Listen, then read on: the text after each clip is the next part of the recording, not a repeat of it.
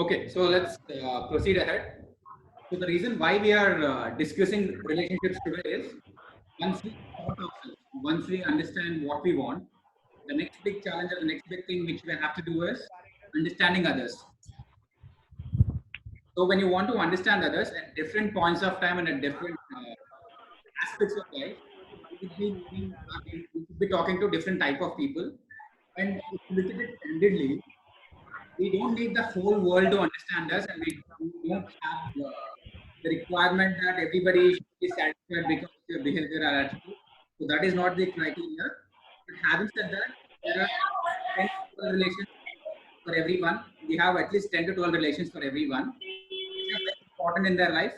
And most importantly, if there is any issue with any of these relations, even if you face one issue with any of these relations, that would create to some chaos. That will lead to some. Let's say right now, if we are working with 10 people, till yesterday I was the only one speaking. So when I asked you to unmute all, nothing happened. But today when I asked everybody to join, we still feel a lot of disturbance. And because of disturbance in one relation, everybody sitting on this platform is getting affected. That's what happens with our life. Even if one relation is not proper, that will have ramifications on other aspects. If somebody have some issues at home, so they wouldn't be able to concentrate completely in the office, or they would be able to dedicate the same amount of time for their friends. So one relation would actually affect a lot of other aspects in our life. So it is very important for all of us to ensure there is some balance, there is some equilibrium. However, having said this, we shouldn't simply cut down everything just because we want everything to be proper. I'm not trying to tell you that we shouldn't be cutting down all the relations. We shouldn't be neutralizing all the relations to avoid issues in marriage, to avoid potential problems in a relationship. The game is not to remain single. The game is not to not marry. What we have to understand is we need to go ahead, we need to contribute, we need to work in this domain with some practical solution without refraining from that. So that is the idea, that is the game plan for what we are discussing today. And now, if I have to categorize relationship into 3 to 4 major broad categories, one would be your family. Family includes all our father, mother, include your sister, brother, sibling, and all of that, the close vicinity. And if you are living in a joint family structure, probably some of your uncle or aunt who are very closely related to you. If your grandparents are staying with you, yeah, we can include them also. So this is the family part. Next comes our friends. When I say friends, let's understand that friends are different from acquaintances. At this junction right now, you are watching each other, but then you're not yet friends. You haven't developed that depth in your relationship.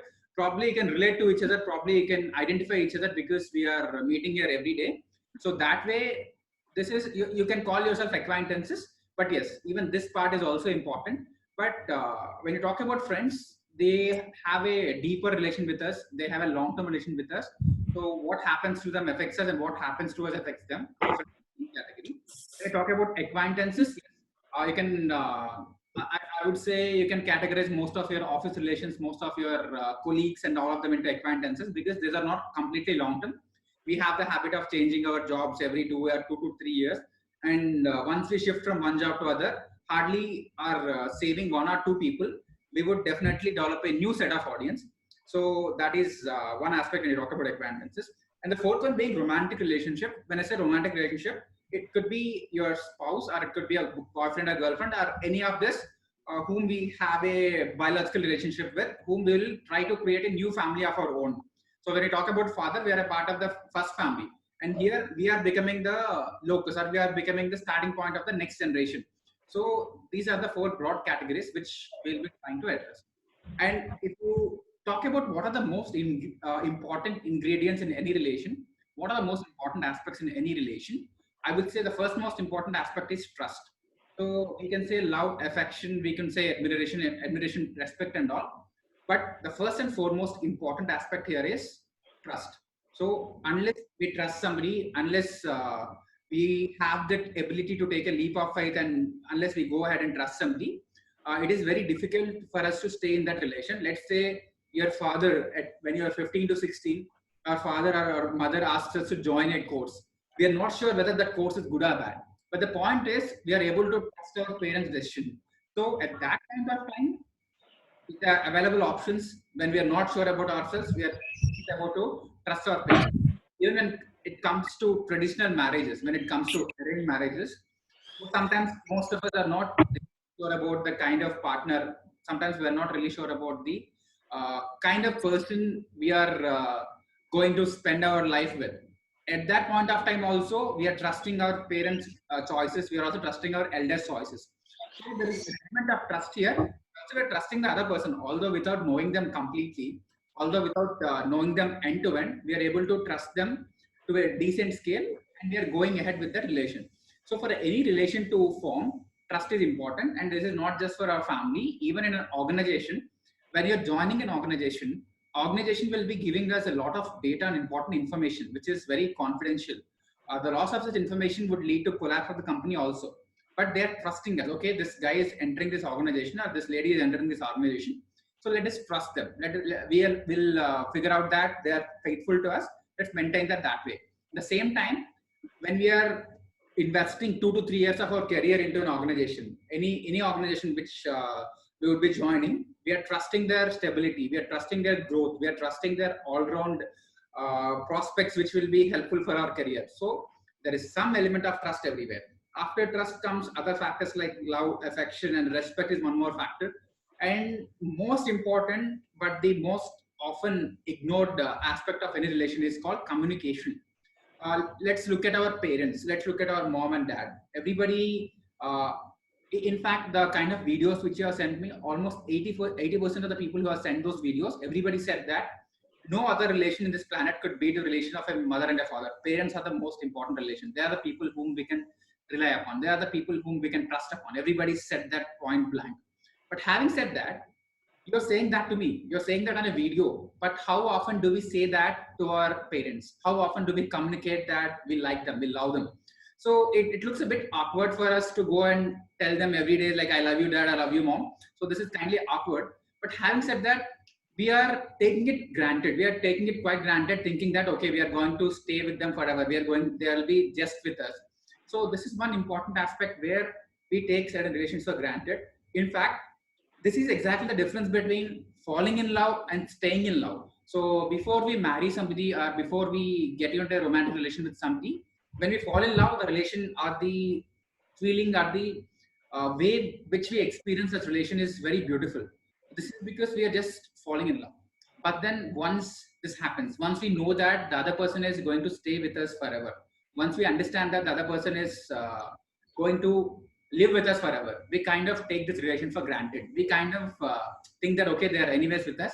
So the kind of efforts which we put in are the kind of communication, most important, the kind of communication with which we convey them would change drastically. I'm not saying you literally have to express it every day in and day out, but the point is there has to be one mechanism. There has to be one way in which they should know. They should know that we still value them, we still respect them, we still love them. So taking people for granted is another problem, which is again a communication problem in a particular way. If we can address this particular aspect, most of the relations would become much better. If we really know that how much our parents love us, probably we might be able to trust them more. If we really know that how much we love or we respect our parents, your father who has just retired, or your mother who is turning 50 to 55 this year would be able to live far more peacefully because they will be having that assurance that we are going to take care of them when they need us. So communication is an important aspect here. So this is the fundamental backdrop about relationships. Now let's look at each and every relation independently. I'm starting with the relation which affects you the most because we don't choose our parents. We are born in a particular family. So those relations are given to us. We only have to accommodate. We do only have to adapt them. We only have to accept them. So that is how these relations happen. But when you are going to move ahead and try to get an external person into your life, getting a friend into your life, it's our choice. Or getting a life partner into our life, it's our choice. So we can always have the choice of not getting somebody. And in fact, we can break up with someone, right? We can break up with your lover or we can break up with your girlfriend. But we just cannot say that I'm having a lot of issues with my dad. I'm breaking up with my dad. So this does not happen very often. So this is what exactly I'm trying to tell you. we kind of break up what is only semi-temporary or semi-permanent. So when we get somebody else into our life, the way which we maintain our earlier relations, the way which we maintain a relationship with our father, mother, or siblings, wouldn't be working out when you are having a relation with somebody external. Wouldn't be working out when you are having a relation with somebody who is totally new to you, who hasn't known you for more than a year or so. So when they are entering into your life, when they are entering into your framework to stay with you for say 20 to 25 years, it requires a lot more intensity. It requires a lot more communication. It requires a lot more commitment, and it has to be there within, and it has to be expressed externally to them also. So this is important aspect which we'll be focusing upon for the next I would say 10 to 15 minutes, because it's the most important aspect. So now if you look at a reference point for most of things what we do, probably it could be the laptop which I'm talking to, or probably the laptop which is sitting on my lap. For most of the things, or most of the materialistic things, we always look towards USA, because we believe that that's the benchmark, that's the standard. Anything we want to get, or anything we want to get the best quality, we always look towards USA, so that we believe that they'll offer us the best quality all the time. But having said that, in terms of relationships, I can very definitely, and I can very proudly say that looking at India, or looking at India as a reference, is the best possible, I would say, reference or best possible framework, given the kind of strength, or given the kind of foundation which we have built ourselves, especially our marriage ecosystem. It's one of the most efficient marriage system. And in fact, if you look at what happens in USA, the average sustainability time, the average sustainability life of an average marriage in USA is only 5 to 7 years. So they kind of maintain a marriage only for 7 years, and the divorce rate is anywhere between 35 to 40%. So that is extremely high. Almost one out of every two or three will get divorced. That's a norm over there. For us, divorce an exception. In USA, it's a norm. So why is it happening? First, if you look at how our traditional marriages or our traditional relationship has been built, we were forced, or we were taught to understand, or we were taught to know that marriage is a game of acceptance. It's not about having a lot of expectations from each other, but the game is all about mutually accepting each other, mutually accepting each other. So when you have to accept each other, the first important aspect is we need to understand the other person. So how would you understand the other person? Here the biggest problem is, at this generation right now, the world is very fast paced. Earlier, you never had access to smartphones. When I say you don't have access to smartphones, in 2019, the average amount of time each one of us spent on a smartphone or a smart device is 5 hours. On average, we are spending 5 hours on a smart device, including this particular hour. So when you're spending 5 hours, which is like 25% of a day, in a device which is self-obsessed, smartphone is all about us. So we just look into it. We look at some feed, we look at some videos. So this 4 or 5 hours, we're essentially disconnected from ourselves. We are connected to the world, but we're actually disconnected to ourselves in a big manner. So 10 years behind this, 10 years before this, people had X amount of time or good amount of time to reflect upon themselves. They had a lot of mechanisms to know about themselves. So right now, what happened with technology is we are knowing more about everybody else, but we are knowing less about our own selves. So the first biggest problem, or the first biggest challenge here is we are not understanding ourselves properly. We are not knowing ourselves properly, because some people say that they're introverts, but when I talk to them, they have zero traces. They have zero signs of introvert. They don't even understand what is introvert. Not talking to anyone is not introvert. Just because somebody doesn't talk to anyone, they might like some seclusion. They might like some aloofness. Loneliness is different from aloofness. Aloofness is a choice. Loneliness is a compulsion. They cannot mingle. So there are multiple aspects in how we shape our personality, but the biggest problem here is we are just not able to understand ourselves properly. So first level, when we are not even able to understand ourselves properly, how do we actually go ahead and understand somebody else? And one more thing, that we are not able to define ourselves. So how would we take ourselves and present it to somebody? So we are not packaged properly. Our description is not mentioned properly. So when this product is going to somebody else, there is no instruction manual for them to understand this, because we don't understand ourselves. So the first and foremost important aspect for each one of us to ensure we have a very happening and happy relation is we really have to sort ourselves. We really have to understand ourselves. So if you want to get a girl who is open-minded, first we need to know whether are we open-minded, are we mature enough, are we flexible, and the word open-minded is very open, so the definition is very vague. So we actually have to know the essence of each and every word. When somebody is very angry, that doesn't mean they have a lot of good attitude. Arjun Reddy is not expressing attitude per se. So when you look at it, when you think about attitude, we suddenly recall Kabir Singh and Arjun Reddy. But at a practical sense, that's not attitude. That's not that includes some level of aggression that includes some level of aggressive attitude. That is fine. But if you have to define attitude in the most conducive manner, in the most practical manner, there are a lot more elements to it. So when we're defining our personalities, we are missing out some essential aspects. We are missing out some essential traces. So this is exactly the reason why we are not able to understand ourselves. Without understanding ourselves, we are accepting something else. So let's think that B is a good match for A. The biggest problem here is we are not A. We are getting B, but we are not A. The same with B. So two confused people are getting together. That is leading to further chaos. That is leading to further confusion. That is leading to further misunderstanding. So misunderstanding is intrinsic to us, and this is being carried forward to the other person. This is one aspect. And number two, I'll have to talk about this aspect very bluntly. What happened after 2013, 14, and in the last 5 to 6 years, the world is becoming westernized. We are thinking that we are becoming modernized. Understand that. Modernization is different from westernization. Modernization is a very open statement. Modernization could happen in a traditional house. Your grandmother could be far more modern than you. That's a good possibility. When I say westernization, we are just imbibing certain aspects from the Western world. See, wearing a sari is not outdated. So just because Western world does not wear a sari, Western world does not accept, or Western world does not actually have the same level of dressing what we have, that doesn't mean that we are out of date, we are out of fashion. It's just that we are not westernized.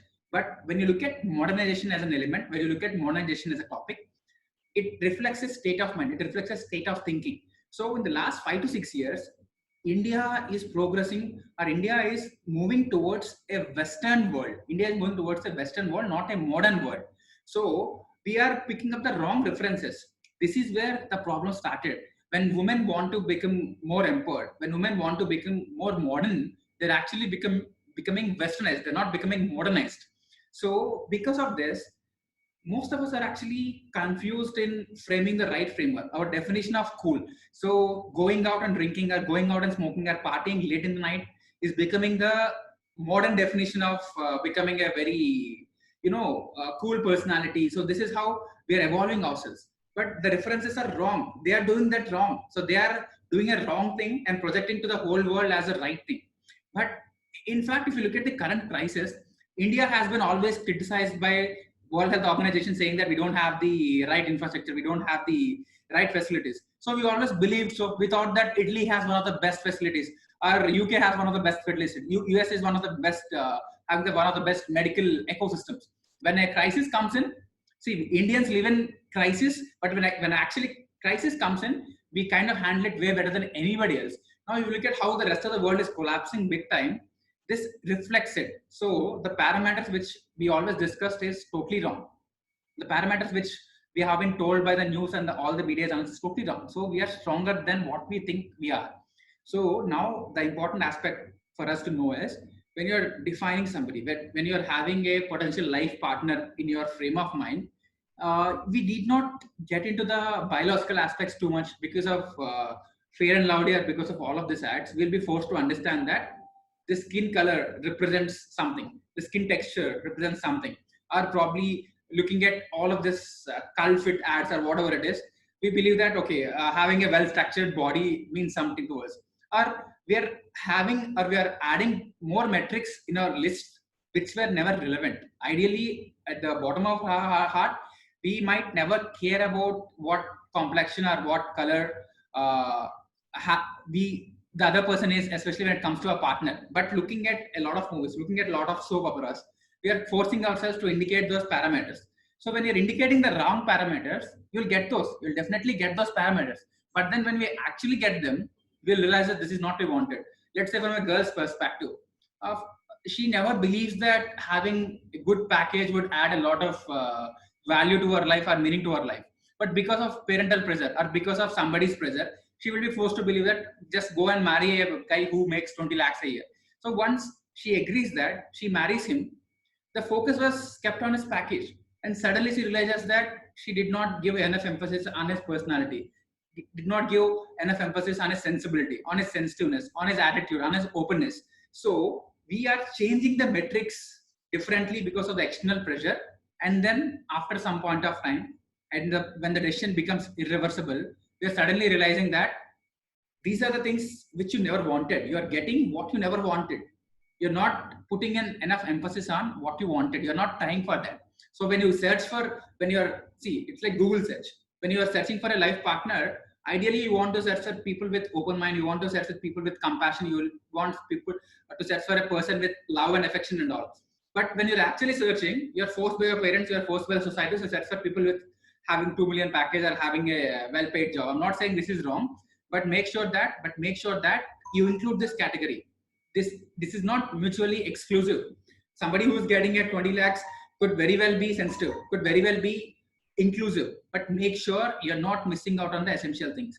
And second most important aspect, as I mentioned in the previous session about Virat Kohli, when you are, in fact, universally, a lot of psychologists have clearly mentioned that when you have to marry, you you have to marry at the age of 28 to 32. So most of the marriages which happen between the age of 28 to 32 have more chances of becoming right, have less chances of getting a divorce, because what happens at 28 is we kind of become more mature, we kind of become more evolved, we kind of become far more sorted, we'll be clear about our preferences. At 18 you want to marry a heroine, at 21 you probably want to marry the most famous girl who does a lot of fancy songs or probably a lot of music albums, and 22 23 you want to marry somebody who is very expressive, who is very, I would say, very cool types. But then we constantly says that the kind of criteria what fits for a girlfriend would be quite different from what fits for a wife. So this is what exactly I'm trying to tell you. So our preferences will keep changing. So when you take an early decision, we will be taking a decision based on the parameters at 21 and 22. By the time you reach 26, you'll suddenly realize that, oh, this is not what I wanted. It's like, it's good to have a starter at the beginning, but what we eat for the rest of our life is regular South Indian thali. So we need to pick up this. We need to pick this up. We need to have this for the rest of your life. So when you are taking a decision, I would always recommend every one of you to ensure that let's understand ourselves properly and then understand the other person. And the most important aspect is let's wait for the right time. Let's wait for the right time. It's not about how early or how late, but you need to find that sweet spot where you actually get a clear cut picture. So when you say a dream girl, you need not have a face of her. When you say a dream boy, you need not have a face of him, but you should have the list of attributes. Okay, what are the attributes which you should be looking forward in the other person? And you should also cross check, do the attributes really mean a lot to you? Because thinking about something is different from what actually happens. When we say it's charity, when we go to a lot of social activities, we have a lot of enthusiastic persons who are thinking or who believe that they are good with charity. They want to help somebody. But when it actually comes to the reality, when we take them out to an orphanage home, they suddenly feel very uncomfortable. They believe that, okay, this category is not the kind of category they have grown up. They don't feel comfortable touching them. They won't feel comfortable moving around them. So this is called the reality strike. It's like we imagining a lot about a disco or a pub. And the moment you enter it, you feel that, oh, this is not where you belong. This is not what you wanted. You would rather celebrate it with a different mode, in a different environment. So this is exactly what I have been, this is exactly what I am telling you. So even our list, even our bucket list, when we have a list of things which we wanted to do, they won't be the same when you actually taste it properly. thinking about something is different from experiencing it. Thinking about something is very different from having a relation in that domain. So now you just have to go back and think about what is your idea of a partner in the last 10 years and how has it changed significantly. And once we are married, how is it solidified? So we constantly move this statistics. We constantly have it, will go through a change in what type of person we want to get into. So this is one aspect which I want to throw some good, I would say, thoughts about. And now, a couple of days ago, one of you called me regarding office relationships. So regarding office relationships and any other relationship which fall into the acquaintance bracket, don't spend a lot of time into this. Don't spend a lot of energy into this, because we just cannot expect, or we just cannot expect other persons to behave the way we want them to behave. So what will actually happen is, we have a set of expectations. We want other person to come and say good morning to us, but that may not happen. He might be your subordinate. From our side, it's good to have somebody wish us every day, but we cannot control it. But coming to your boss, he might be expecting, he might be specific that you wish good morning to him. So it is your call whether you want to follow or whether you don't want to follow. That's your call. But just because we are doing something to somebody, don't expect mutual reciprocation. Relationships most likely won't work like barter system. Even in a given friendship or even in a given relation, it always happens like this. For a particular period of time, you will be giving more, and then you'll be getting more. It need not be equal all the time. It won't work like 50-50 all the time. So you should give that space in a relationship. You should give that time in a relationship. You should give that bandwidth in a relationship. Let's say you're going through a very important and stressful project in your office. At that point of time, your wife would be contributing a lot to you. She might be spending 10 hours to help you have a good meal. She might be spending a lot of time for you. But at that point, you may not be able to spend even 1 hour for her. But having said that, probably at the end of the year, you'll be able to afford a international luxury trip for her. So it changes all the time. So we should not get restless about say giving something on a realistic basis, or most likely, proving them that it happens on a parallel basis all the time. So we need to be doubly sure that relationship takes some time, and this is always not mutual and parallel. It moves up and down. So we have to wait for the occasion when it is reciprocated, instead of expecting it, instead of trying to get everything on a real time or on a barter basis. This is about your acquaintances, and acquaintances, once again, don't invest a lot of time and effort. And I would like to tell you that nobody can insult you without your permission. It's like a barking dog syndrome. When you're walking on a road, a lot of dogs bark at you, but then we don't care about it because they're just dogs. But when a person says you something, we kind of get offended. We kind of feel that they have insulted you. But I'm telling you time and again, nobody can insult you without your permission. And in fact, Mr. Modi gets the maximum number of insults. Why is it? Because everybody knows him. Who would insult others? Because they don't. Nobody knows them. How would somebody insult them? So understand that when you grow more, when you are becoming popular, when you do something, that is only when people will insult you. People are insulting Dhoni that he's not able to score runs the same way. They won't insult some other random wicket keeper in Ranchi who has not made the Indian team yet. So they just don't know him. So it is always the case when you're growing, when you're doing something, that is the only space where you get insulted. When you talk about a flop movie, first of all you need to direct a movie. First of all you need to do a movie. Only then a movie can go hit or failure. So I would say there is no point in succeeding without trying. It's better to try and fail without without having worry about that you might be failing in this or you might be failing in this relationship. The essential point is, when you try something, when you do something, you always have the negation of it. You always get the negative aspects of it. But don't take that to heart, especially when it comes to acquaintances. You don't need to satisfy each and every person. And I'll tell you one more thing. Let's say your boss scolds you. Your boss scolds you and he leaves. The moment he leaves, that would be removed from his mind. But that is there in your mind throughout the weekend. You will be constantly pestered about it. You will be constantly worrying about it. Okay, why did this guy say something? Why did this guy say this to me? I think I should not have done that. I should have done this in this way. We try to reimagine the situation. We try to go back to the past and change it in our mental framework. and we are too desperate in impressing them, all of it. Understand that all the bosses are positions, they are not persons. So each and every person and each and everyone watching here would have an issue with most of their bosses, because boss is a position. We have somebody above us, they want to get certain things done in a particular way, and they don't care about how we feel because they are superior to us. Why would they feel care about us? The same happens with us when when we are dealing with a subordinate. On a Sunday, if a subordinate calls you, we may or may not pick up. But when a boss calls us, we are forced to pick it up. So that's how we do it. So we are always answerable to somebody above us. Somebody below us, we have the luxury, or we have the bandwidth or flexibility to ensure that we don't have to cater to them, or we don't have to respond to them on a real-time basis. So this is how bosses work. When their CFO or CEO calls them, the way they react is different. When he is talking to a middle-level manager or probably a senior manager, the response is quite different.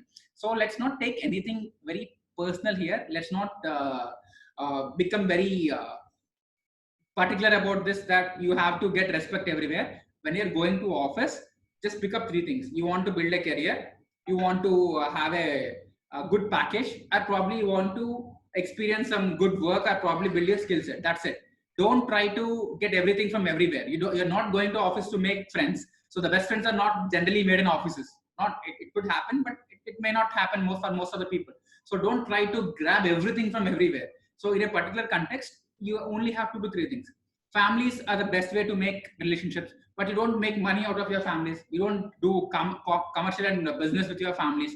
So at different propositions and different aspects, you have the ability or the opportunity to pick up certain things. So let us not be greedy and try to satisfy every person on the planet, and let's not break our heads trying to impress everyone. So that's a very foolish way to do it. But having said this, the best way to correct your personality, or the best way to correct your identity is have some principles. Have some principles about how you want to talk to other person, how you want to respond. So make these principles mutually acceptable to all. It could be accepted by 8 people, 2 people may not like it. You can't have control. Even in the webinar, probably now 15-20 people are watching it. 10 people might like it. 2 to 3 people think that it's deeper than what they thought. Somebody might think that they're expecting something else, but I don't have control. For me, in general framework, in general reference, these are the important points which are working. But then from the individual expectation point of view, there could be some difference in how they're accepting it. So you always have to live with that probability. So when you're talking to 10 people, 3 to 4 people might hate you. That's okay. You live with that. You don't address it. You don't have to address it each and everything. But if somebody specifically comes and tells you that, okay, I didn't like this because you did this, then okay, take a back step and apologize if you think you did some mistake. But having said that, don't take this to heart. This will significantly affect your thought process, and it will affect your family relations also, because you should stop the relationship at work itself. Don't bring it to home. Don't bring it to home at any point of time. This is one aspect. And now the third part of it, I'm just talking about the extreme part of the relationships. So it might be applicable to only half of you. So I'm talking about love and breakup. So as I said, that's a famous quote: "Love is like heaven. When it hurts like hell." I'm repeating it: love is like heaven, but when it hurts like hell. So generally, it's like two sides of the coin. So the same thing which builds you will collapse you. This is often the case. The same thing which brings us the greatest amount of joy, it's the same thing which collapses him. If you look at Mr. Steve Jobs, he has built a beautiful brand for this thing, and probably for himself. He always built something, but at the end of his life, he realized that this is what collapsed him. This is what made him lonely at the time of his death. This is what made him, so unhealthy that he has to die at 50, 55. So it is always the case. So generally, when we are living in a particular phase of life, relations are the biggest thing which will add a lot of value, because machines don't have that emotional connectivity. No matter how powerful your gadget is, machines do not have that emotional connectivity with us. So we cannot develop that kind of relationship with any machine whatsoever. You are just using it out of necessity, not because of emotion. If your phone cracks, see, a pet dog or a puppy dying is different from your costliest phone collapsing or you losing your phone. It works quite differently. You feel bad, but the level of emotional connect is quite different. So we always build emotions with people enough. So when you're talking about love and breakups, what would happen is, At 2021, we are shifting the locus of self-esteem and identity to somebody else. Let's say when I am posting something on Facebook, there are two ways. One is you want to communicate something to somebody. So when you're doing it, leave it there. That's it. Just leave it there. You want to communicate something to somebody, leave it there. But the other way around, when you post something, if you are expecting 250 likes with that, if you are expecting 25 comments with that, here is the problem. So what is happening here is that we are expecting reciprocity, and we are moving our self-esteem to somebody else. We are valuing our post based on somebody's likes. It works on based on various metrics, but we are not judging the post based on the content. We're just valuing it based on something else. Even if you look at any YouTube video, most of us, most likely, we would be actually looking towards it based on the number of views, based on the number of subscribers. And this is the logic behind why people aggressively promote it initially, so that the subscriber base increases drastically, because people think that more likes, better video, more views, better video. That is how we play the game. The same is happening with us. We are judging ourselves based on the social acceptability. And this is more when we are entering at 20, 21, 22, at that point of time, we are feeling the need for this. So we generally quench the need by having an external friends. Let's say when we have an opposite person saying that you are beautiful, you are handsome, you are intelligent. So when we listen that from somebody external, we believe that okay, we are doing in the right direction, we are going in the right direction, and it has become a social symbol now. For I spoke to most of the teenage girls saying that if they don't have a boyfriend, their friends think that something is wrong. They're not per se interested in having a boyfriend, but then they believe that if they're not having a boyfriend, something is wrong with them. They're not proper. They're not totally cool. They're not completely equipped with all the attributes of a happening girl. So they are moving their identity in shifting it, or having the need for external relation, or they're judging themselves or valuing themselves based on how others value them. So this is what exactly happens in a relation. So when you're entering a relation, especially at this point of time, we are mixing each and every aspect of our life with this relation. You want to go to a movie, you want to go with him or her. You want to wake up, you want to wake up with her call. You want to sleep by saying good night to her. Or when you are mixing your life in so many aspects, you're creating more tangles. When something goes wrong, you're not essentially missing her. You're not just missing her. You're missing that aspect of your life. The moment you want to go to a movie, you suddenly realize that this person is absent. The moment you want to do something else, you suddenly realize that this person is absent. And also, if somebody says no to us, if we have a breakup, we believe that something is wrong with us. We believe that we did something wrong, so the other person has left us. Or we try to prove that nothing is wrong with us, the other person has cheated us and moved ahead. So we are always stuck in this relation in one form or the other.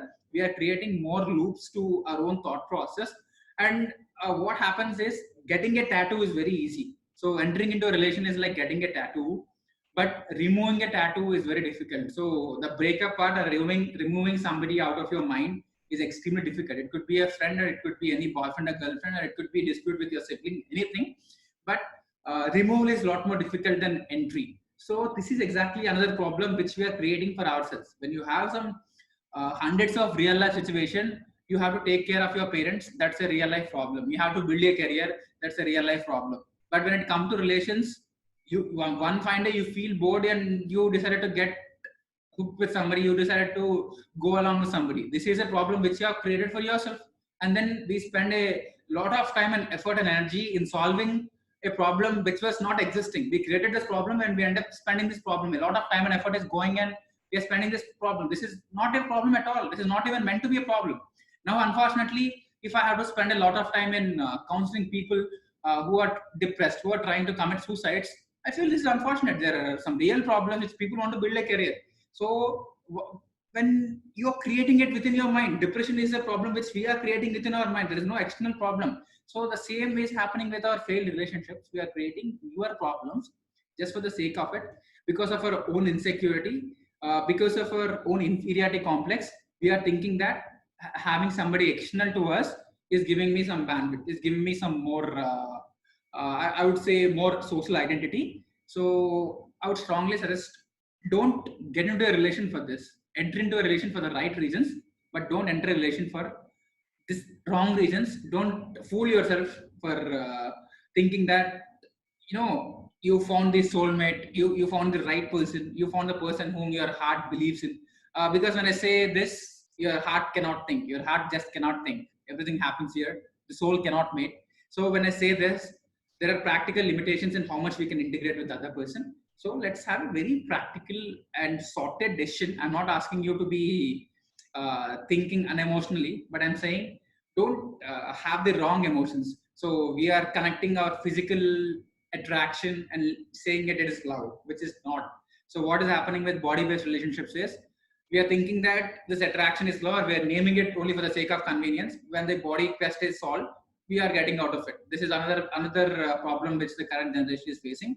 So let's get really realistic. If you think it's a body-based relationship, keep it there. Don't mix it with emotion. Don't mix body and mind together without having it on a realistic basis. So we have to be constantly aware of all of these situations. We have to be very conscious about all of these aspects and ensure that we are going in the right direction. If it moves out of the track, I'll tell you this. So life moves on a track. Life moves on a very smooth track. But because of the relation, what would happen is the train goes out of track. Imagine a train going out of track. Even if two compartments move out of the track, it will take a lifetime to bring this. So as long as it's in the train, even if it stuck at zero, you can still run it at 60, 70 whenever you want. The moment life goes out of track, forget about going at 10 kilometers per hour, it's almost impossible for you to bring it back onto the track. So relationships are something which might move your life out of your track. It could be before marriage or after marriage. So be very careful about this particular aspect. Have your checks and balances in. Don't let somebody else screw your own life. When you do it, you at least know that you did a mistake, and you know how to come back and address it. But when somebody else is doing it, it becomes a very serious issue. And now finally, when coming back to your friends and family, so all the people who matter to you, make sure that you communicate that they're important to you, not just on friendship day or Mother's Day or Father's Day. Do some periodic trends or periodic things to indicate that you constantly love them, and don't take things for granted. Express your constant gratitude. Don't take for granted that. Please express your gratitude every now and then. So this will help you build a better relationship. And the advanced form of this is somebody is struggling with a broken relationship, or somebody is struggling a lot with talking to some other person, or somebody has some issue with negotiation or interpersonal skills. And some of you might be having a problem in talking to people who is a level above you. You suddenly feel panic. You can't express yourself properly. This always happens to most of you. This particular aspect we'll be covering it in a course called Art of Private Speaking. So that is another course where we discussed about all of this. But except this, I just wanted to highlight the following, which I have mentioned in the last 50 minutes, that these are the fundamental aspects of any relationship. So now I'm opening the floor for questions. You can ask questions. You can just unmute yourself and ask questions. Yeah.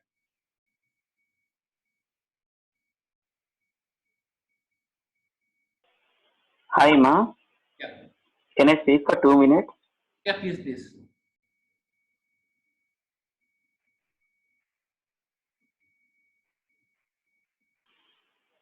Please go ahead. Hello. Yeah, please go ahead, Hadish.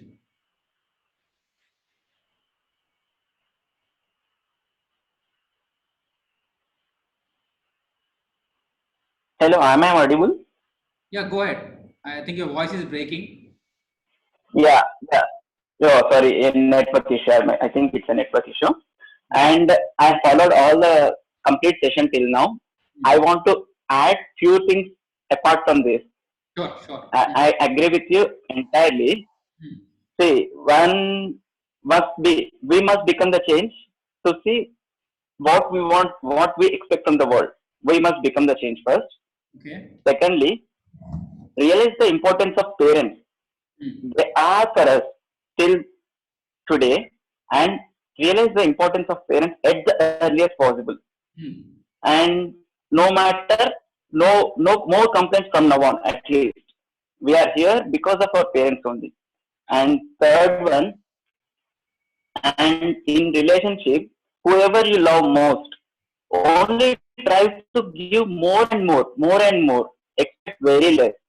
You Yeah. will be the most happiest person on this planet Earth. Mm-hmm. And one small mistake we all do is we may use right words, but the emotions and the voice we use, that will be the very much faulty with our relationship, wherever it is. We must use the proper voice. We must control our emotions. We must use the proper words and we must use the correct emotion. So that will be helpful to build good relationships. And next thing is, as you covered already, have attitude of gratitude. Always give positive response, whoever it is, be your junior or your employer or everywhere. Wherever possibility, you must give a positive feedback and you appreciate. Wherever small opportunities there, you must appreciate the other person. That is, whoever it is, expect good response from others. That should be there. And next thing is, and I covered it. End of the life, you only live with your life partner. So I believe most of them are unmarried till date. So I expect you to choose life partner to be such that you end your life with a life partner. Everyone, parents may come, children may come, and we may end only with the life partner. So be constant, be focused that you choose your life partner who suits you best. And next thing, I covered all the things. And let me reassure whoever attending this webinar, I am sure we are trying to continuous improvement. And let us not stop here. Please try to continue forever. We should not end the continuous improvement process. Please. That's all. Thank you. Very good. Thank you. Yeah. So anybody else have some questions regarding whatever discussed? We can quickly wind up in the next 5 minutes.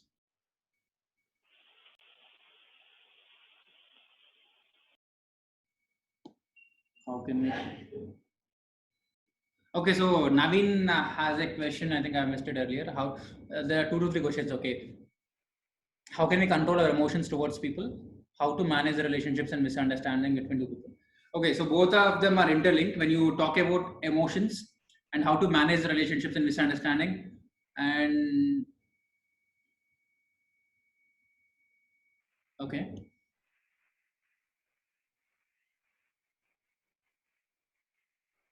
All right. So when you talk about misunderstanding, misunderstanding is the root cause of miscommunication.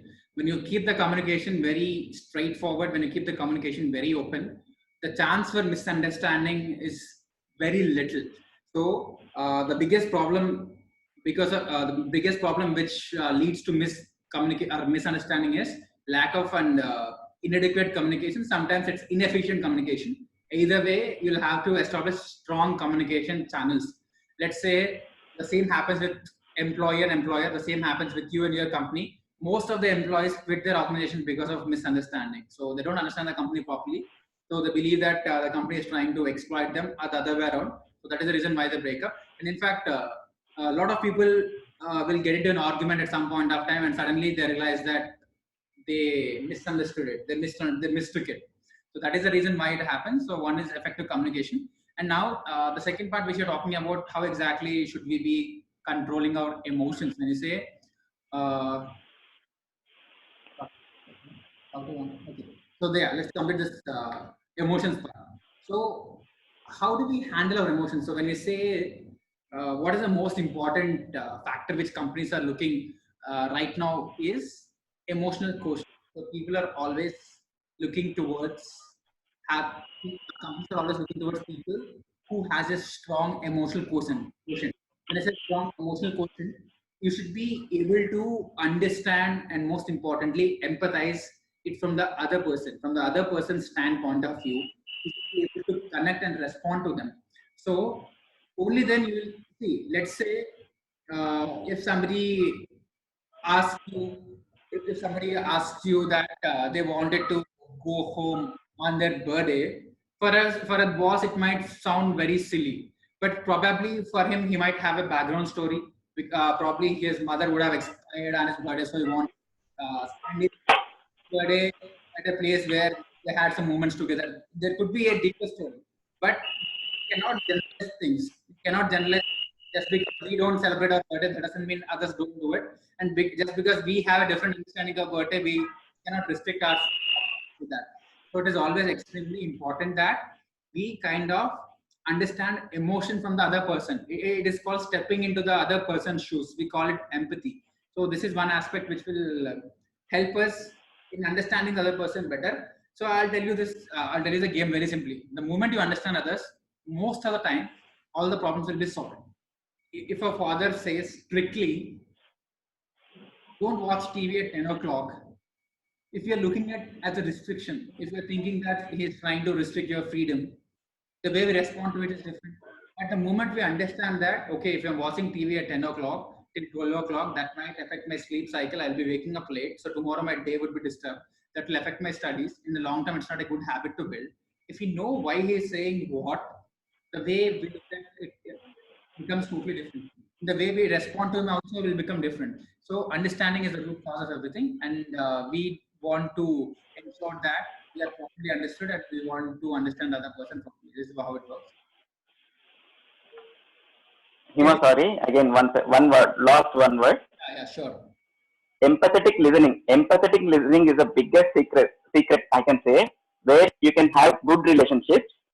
Whoever is that, if we are empathetic listener, everyone is the biggest advantage is that everyone wants them to be listened. So, a secret of happiness lies in the empathetic listening, and there won't be any enemy. You just try it for a few days, all of you. Empathetic listening, if you do that, you will not find any enemy on this planet again. I reassure you that. Okay, that's a good and valid point. Yes. So how Sir, come? Yeah, please. sir, how do you keep a check on ourselves whether we are going on a right way, and how we self-analyze, and how do we improve at whichever stage we are currently? So, what is the way? Okay, so this is very much linked to relations in a way. When you talk about as a person we want to evolve, so we can call ourselves evolve only when the society accepts us. How can you say that you're empowered? How can you say that you become far more sorted or you become far more people friendly? Only the people who are living with you will actually understand it. So it requires a lot of sensitive and sensible observation. So we would actually know when our parents start becoming proud of us. They may not say it. We will actually start understanding when your friends genuinely love you, when your friends genuinely respect you. You'll actually start understanding that the people around you would like to come to you for advice, or would seek warmth in your advice, or would seek comfort in your presence. So it's a very long term and systematic process, but you'll definitely start seeing changes. So as I said, you have to get rid of a lot of nonsense and external nuisance. So when you start doing it, you'll be getting a lot of time to reflect upon yourself. At the end of the day, it all boils down to creating some quantitative time for yourself, and then using that quantitative time qualitatively to introspect.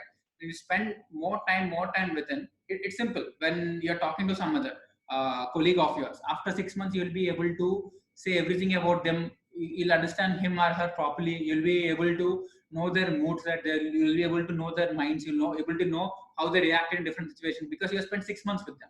The same way, when you are spending some time with you in a very deeper manner, when you are having that insight to know what is happening within you, over a period of time, you'll start changing. You'll know that. See, one of you asked me, I feel quite, I feel quite aggressive when something goes wrong. I'm not able to manage my anger. How do they know? Because they understand it. When they react in a way which people cannot accept, when they react in a way which is not normal according to their own standard, they'll automatically know. People say that I have short temper. People say that I have this, I have that. So people themselves identify it. People themselves understand it. So you need to be extra careful and extra sensitive about what is happening. That will solve most of the issues. Sir, one more question. Can I ask? Sir, in this modern lifestyle, you'll find many cheesy people out there who are mostly fake, and they could be fake or they could be genuine as well. And whereas there are some people who are introvert, and they're some somewhat they are genuine. Okay. So if someone is introvert or who doesn't show up emotions or who doesn't express things, so do such kind of people need to change their characteristics or their kind of expressing things? How do we communicate it to the world, that how is it clear to the audience which is with whom we are generally interacting? See, all these questions are coming from the fundamental belief that we are absolutely genuine, we are absolutely good, we are absolutely fine, but something is wrong with us. In fact, the most common question which comes from our Indian citizens is, why are politicians switching their parties? Why are there? We call them opportunities, and we use all kind of dirty literature in describing any politician. But when you look at it, we join a company, the company trains us for 6 to 7 months, and suddenly in the 8th month when a different company gives us 30% hike, we don't have hesitation in just jumping this company. At that point of time we call ourselves, it's only career progression, it's only career development. When somebody else is developing it, you give them a different name tag, you give them a different tag. And let's say you look at Mahendra Singh Dhoni, you look at Virat Kohli. On a given day, see, you go to office, they go to a cricket ground. One day they score 100, the other day they score 10 runs. The moment they score 10 runs, you have 100 comments. But don't we realize that not every day at our office is very productive? Don't we know that out of 25 days which we go to office, there are at least 5 days which are wasted completely because of a bad mood, because of our lack of ability to concentrate and focus? Are we working like Superman every given day? So when we look at our own productivity, when we look at our own inefficiencies, we don't have the courage to accept ourselves.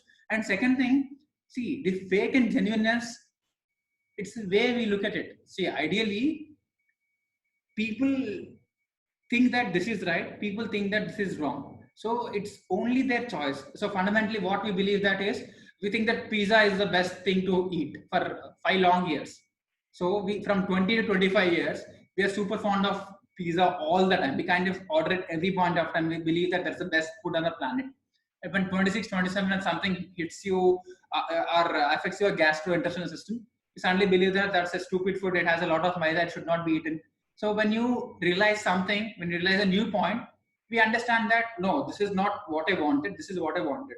Or probably sometimes you always believe that shouting at the other person work for you. You think that when you shout out loud, when you are angry at the other person, they'll listen to you. At 27, 28, when you meet somebody who is far more sorted, who is far more sober, you suddenly realize that, okay, this is not the right way to approach. I think I should be far more friendly. I should be far more open. So when you suddenly realize that, it's not that you have been faking yourself all the time. It's just that you understood something. What is improvement? Improvement is nothing but changing your past. When I say changing your past, there is a difference between a past and present, which actually means that your past is not fake, your present is not genuine. That is not how it is. So Learning curve, iteration. it always changes. It always changes. It is the same for different persons. So the way we do it, it's quite different. The way others do it, see, from your framework, somebody is wrong. For somebody's framework, we are wrong. For somebody's other framework, they are wrong. So it's a continuous and constant. Wonderful. But the best way to judge ourselves is when you're doing something, look at it absolutely, look at it abstractly, and you'll know for yourself for sure. You know for yourself for sure. When you know that, you have that extra ability, or you'll automatically get that confidence to you. So when I say that spend 7 hours for me, that's going to transform your life in a significant way, it's a huge statement. It's a huge claim, because I have a lot of people who are already qualified. I have a lot of people who are coming from all over India and listening to this. How can 1 hour a day for 7 days change their life significantly? This is because I genuinely believe it, and I have at least 100 iterations questioning this. Does this really work? Does this really work? Did it work for me? Did it work for people who have tried it? So we spend a lot of time in doing this. So once you do this, once you believe it to be true, then it is easy for you to go ahead and represent this personality. Otherwise, what will happen is we'll constantly have that question: am I right or wrong? Am I right or wrong? Same happens with all of us. So when you're projecting yourself externally, let's have that proof of concept internally multiple times, and then we will be able to take a stand. That may not be the absolute right stand, that may not be the perfect thing, but it's a via media point where you believe that, okay, this is true, let me go ahead, let me present it this way. That is the reason why we present ourselves like this. Okay, somebody says I'm a chartered accountant, I'm saying I'm a forensic auditor, I'm this, I'm an engineer, but I'm good at arts, I'm good at painting. So there is a good chance that you might code better than how you can paint. That doesn't mean you're faking yourself. That doesn't mean you're not being genuine. It's just that you're choosing this option over that option, and you believe that you're a good painter than a good coder. So at each and every point and every phase, you have multiple options to pick up a role, and then you pick up the role which you think is best and which you think is the most suitable for you, and you live with you kind of live with that role. The same happens with all the people. Pawan Kalyan at some point of time believed that he's a good actor, and then he believes that he's a good politician.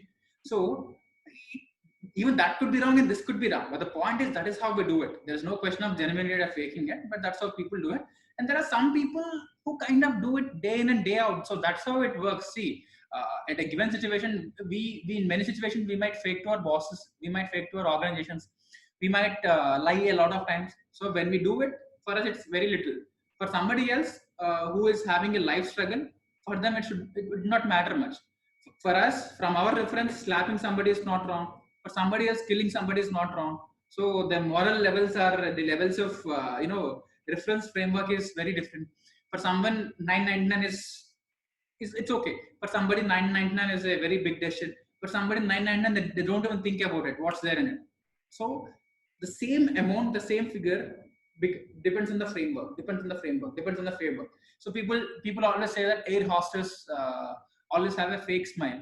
But the question is, how would you smile at somebody you don't know? Obviously, it has to be fake. So why are we complaining about it? So why? How can you smile heartfully looking at some random person every day and night, day and night? So what is that random and stupid expectation? So when you say that politicians are there to make money, are they stupid? So for you to vote, for us to vote, it is our bloody duty. So we don't vote. We need 5,000 for us to go and vote somewhere, and we expect them after spending 20 or 30 years as a lucrative career, and they're spending hundreds of crores into election, and then they go ahead and do some service. So we are having some unrealistic expectations. If we want to have that kind of politician, we have to choose that kind of person. But the moment you accept this part of it, you want to accept money here, but you don't want to accept the fact that your politician makes money.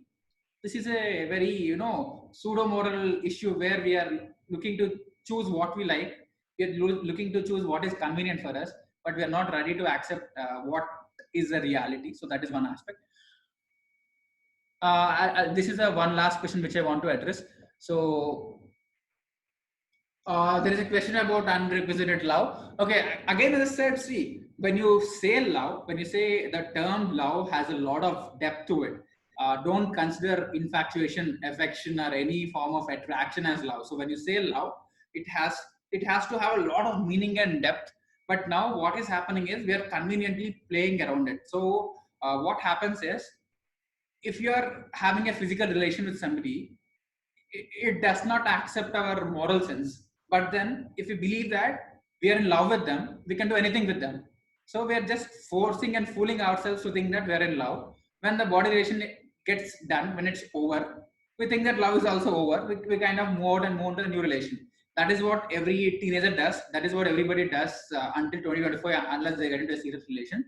So we're just fooling ourselves for the sake of convenience. So when you actually say love, if the love is genuine, if the love is very deep and intense, nothing can break it. So that will have the ability to sustain all the factors. In fact, for my own story, I had to wait for more than a year because I had a different problem. My family are looking more towards a chartered accountant. The girl's family is looking towards a doctor. So we are good with our profiles, but the choices from the family profiles are different. But we believe that we need to spend X amount of time. We believe that we want each other for the rest of our life. So that works out at some point or other. But for you to believe whether it's true or false, you have to spend X amount of time and you need to be very genuine about it. So that is how it works. And okay, so the last two questions again. So telling us sorry without a mistake, it's okay. See, I would use the term very sparsely. I hardly use the term sorry because for me, I don't do something and then think about whether it is right or wrong. I do something only when I know that it is right. So according to me, I only do the right things. I don't do something and then decide it. So when I have a framework which helps me understand, uh, I'm having complete clarity about my speech. I'm having complete clarity about the kind of words I use. Even if I use the F word in a particular context, I'm sure about I'm going to use it. I'm not regretting it. So this is my architecture. So for me, I don't have to say sorry a lot of times. I don't feel the need to say it. But for somebody else, if they think that they have committed a genuine mistake, there is no harm in saying it. And if it saves the situation, it is. If it saves somebody's feelings, just say it. What's there? Let's not get stuck to words too much.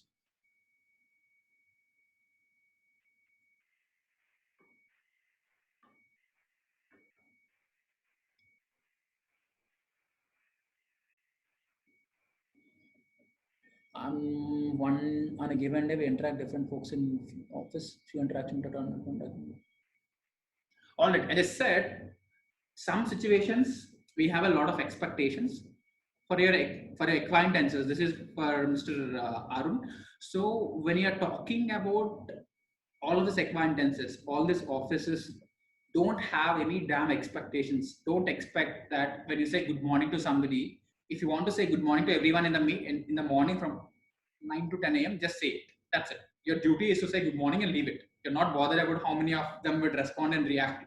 Or if you think that somebody is rude, don't say it. That's it. Leave it. Why do you want to control what he wants to say or what he doesn't want to say? Let's not break our heads in controlling the other person's reaction or response for that matter. The same thing which I'm trying to tell you once again.